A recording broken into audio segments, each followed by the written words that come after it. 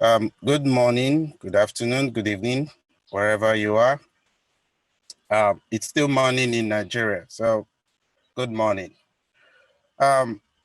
Today I'm going to be presenting on research data in climate change adaptation and mitigation strategies and agricultural innovation systems in the Niger Delta. My name is Michael Ikehi from the University of Nigeria, Nsukka. Well, we'll begin with an introduction. Well, climate and its impacts on agriculture have been wide. I'm sure you have started looking at mitigation. So a close look at the picture here shows you the focus of some of these studies on erosion, climate change and its impacts on erosion, dry lands, evaporation or transpiration, scorching of farmlands due to temperature rises, flooding, poverty, and hunger, of course. And these studies have led to a serious important aspect, which is the adaptation and mitigation approaches. Several studies as agriculture remains profitable. At the same time, these findings mention some strategies like adaptation method, mitigation, all with the hope of improving agricultural production. So consequently, several strategies for improving agriculture has been recommended. However, driving changes through research recommendations should go beyond generating ideas.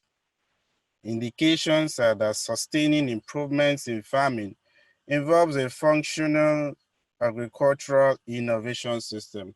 At this point, I felt it was important to give a little highlight of agricultural innovation systems, uh, which is a system that links people, infrastructure, and institutions to generate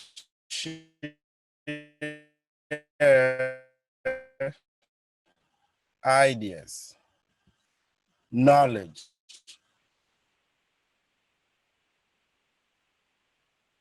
technology for profitable food production. Talked about it. So here is it, an agricultural innovation system. The structure, how it looks like.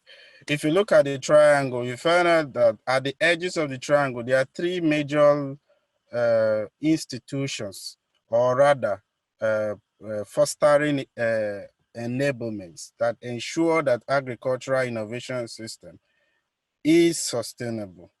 The first example is research and agricultural development agencies, such as research institutions and other agencies that are interested in finding problems. And then you have the enabling environment and policies. This relates to agencies that are interested in propelling or founding policies and setting enabling environments. Then there's governmental and non-governmental agencies, or innovations from different angles, especially the research institutions, gets to the farmers.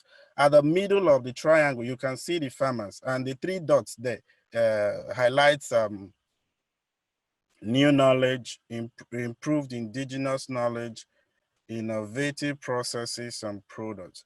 So you can see the arrows moving back and forth, meaning there is a synergy, there's a link between agencies, enabling environment, and research institutions. And these whole three agencies work together to service the need of the farmer, who is at the middle, to receive new knowledge, improve indigenous knowledge, and as well as receive innovative processes or products to handling issues of climate change. So why this study? Even with research turnouts, improved farming and sustainable food production is far from being achieved. And I'm sure most of us can attest to that, especially most of us down in Nigeria and other developing countries. For example, adequate food supply, especially in pandemic time, such as the novel coronavirus, proved to be a challenge, even for regions such as the Niger Delta, that is naturally endowed for agriculture. A quick and the nine states that makes up the region. Now, the states are found and they are dotted green because of their agricultural capacity, in line with the natural endowment they possess. Now, a serious issue within this period of COVID-19 was people breaking the lockdown rules because of hunger. The food supply in the region was not enough to make up for the demands. So the question became, the results of findings that has recommended improvements in agriculture, how have these studies actually had an impact at the local level where those studies are supposed to make significant contributions? So some studies blame the inability of farmers in the region to adapt research recommended strategies on the coastal nature of the region, some on the presence and dependence of crude oil, and some on low awareness. Most farmers are not even aware of these findings that these researchers continue to turn out every day. If you click in, if you go to Google now and search for climate change and Niger Delta, you'll find a whole lot of studies. But the question is, these studies, the people, the target, are they actually aware of these findings? Then some other blame it on government and its agencies, such as poor policy framework, and others on poor adaptation capacity of the farmers. You make recommendations and you don't check if these farmers can actually adopt these recommendations based on their financial, economic, social, and even cultural conditions surrounding them. Okay, why some or all of these blames may likely be the case. This study wonders how innovative the recommended strategies were for adoption and how they foster the cause of AIS in the locality. You know, we looked at AIS as a synergy between relevant agencies. So it's no longer the time of research, turning out data and feeding it to extension agents to pass on to the farmers. And that's the end of the finding. The closest to correction of that will be the farmers giving feedback through the extension agents to the research institutions. But that has not really solved the problem, because the relevant agencies, they are supposed to come in. Where are they? What are they doing? And what has they contributed to ensure that agriculture remains productive? So the study evaluated research recommended strategies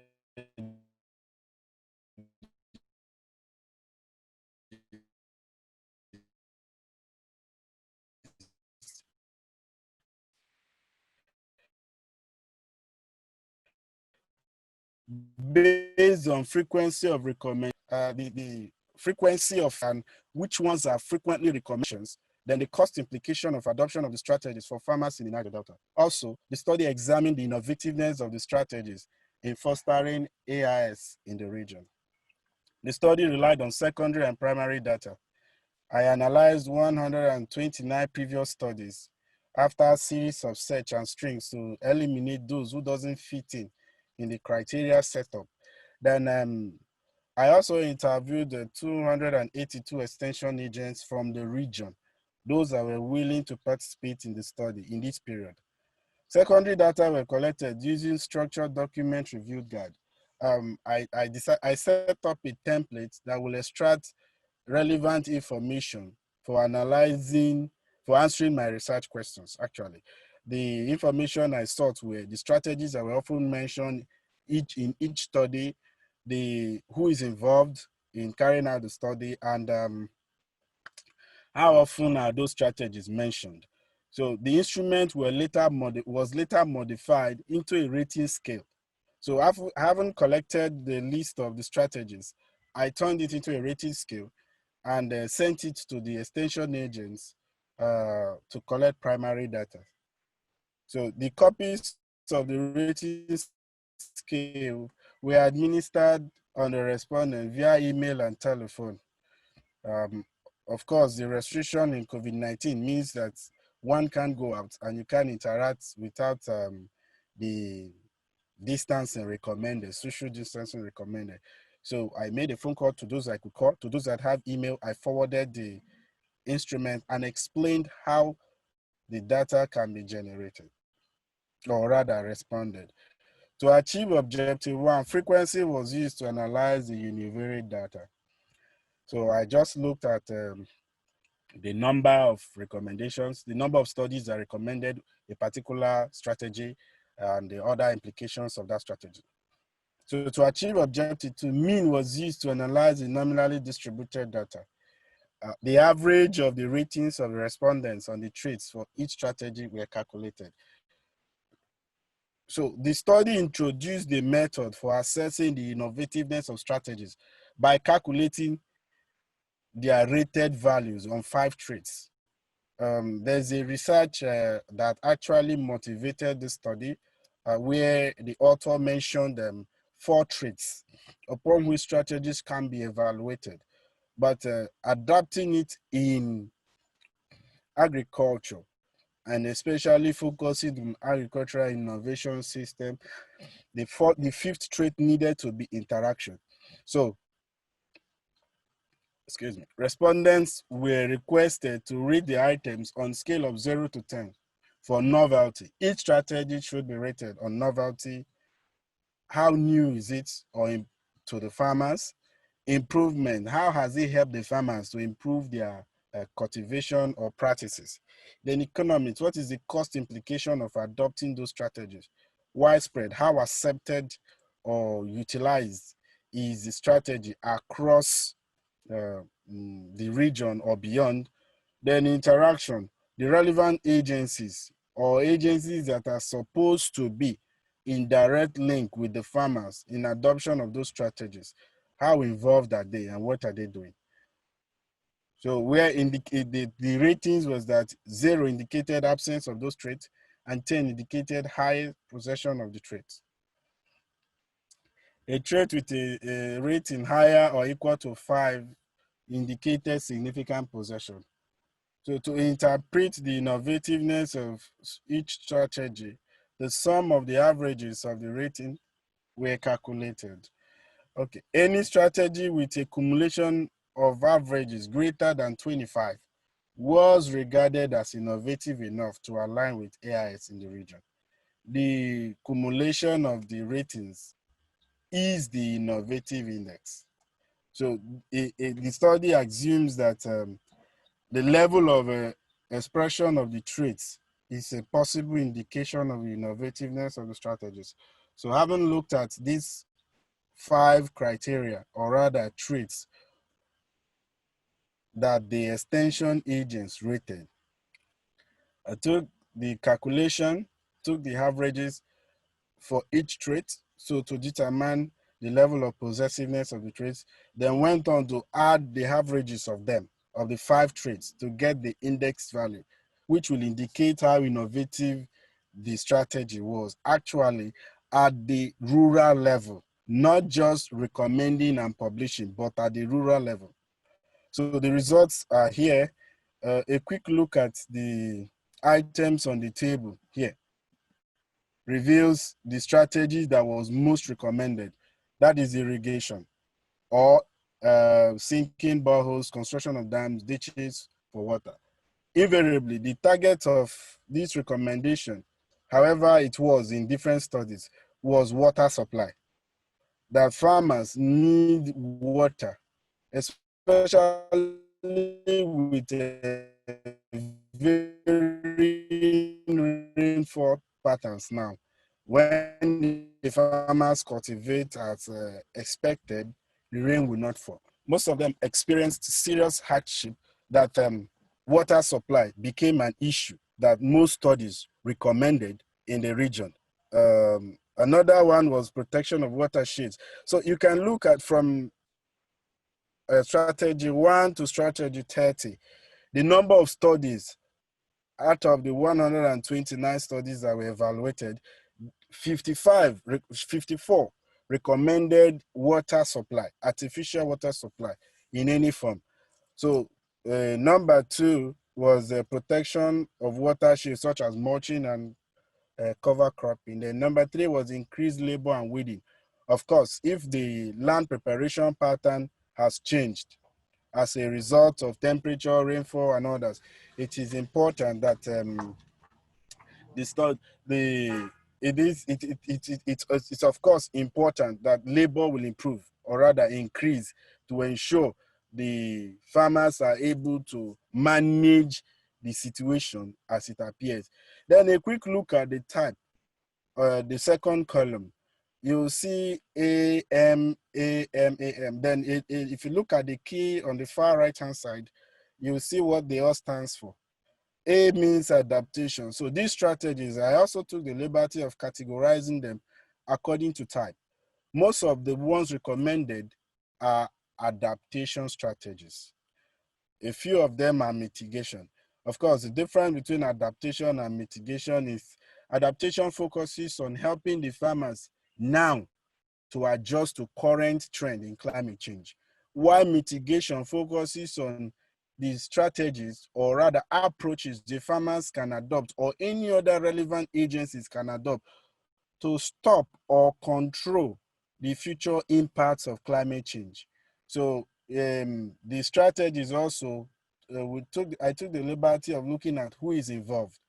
For irrigation, the indications are farmers or government agencies can actually come in to handle this. Example, irrigation, a typical irrigation system involving modern technology might be too expensive for the indigent farmer to handle.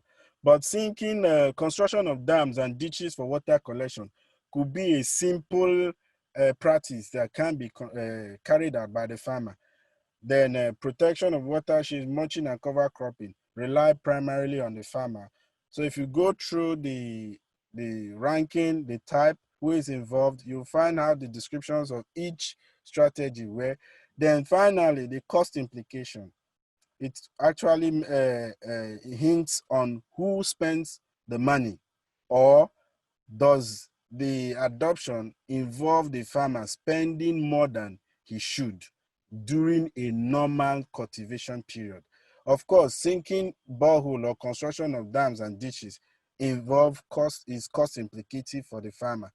Then protection of watershed. Well, it might be as simple as gathering plant materials from previous cultivation to cover up the topsoil to reduce the evapotranspiration and other means of water loss from the soil. So a quick look at strategy 1 to 30 reveals the classification and the description of the type of recommendations made by studies to help farmers adapt to climate change, especially in crop production in the Niger Delta. So I looked at the innovativeness of the recommended strategies. So this was the outcome of the ratings by the 282 extension agents. The green part indicates the novelty of the strategy, the ratings. So, excuse me. Strategy number 1, for example, was rated 6/10 for innovation. For novelty. Then ability to improve farming. The average of it indicated it was 6. Then how economical is it to the farmers? 3/10. Then widespread. How accepted or how practiced is it in the whole of the Niger Delta region that was the study focused on? It was just 2/10. But a serious issue was the interactive index, which was 1/10, meaning the agencies or the relevant interactions that are supposed to take place is not there at all. So the farmers are left to fend for themselves. If they need irrigation, if they need water for irrigation, they should devise a means to get that. Then a quick look at protection of watersheds, mulching cover, and all that. Also got had 5 ratings for novelty and was rated 7 for improvement of food production or agricultural cultivation, and was rated 3/10 for 5/10 for its economical nature.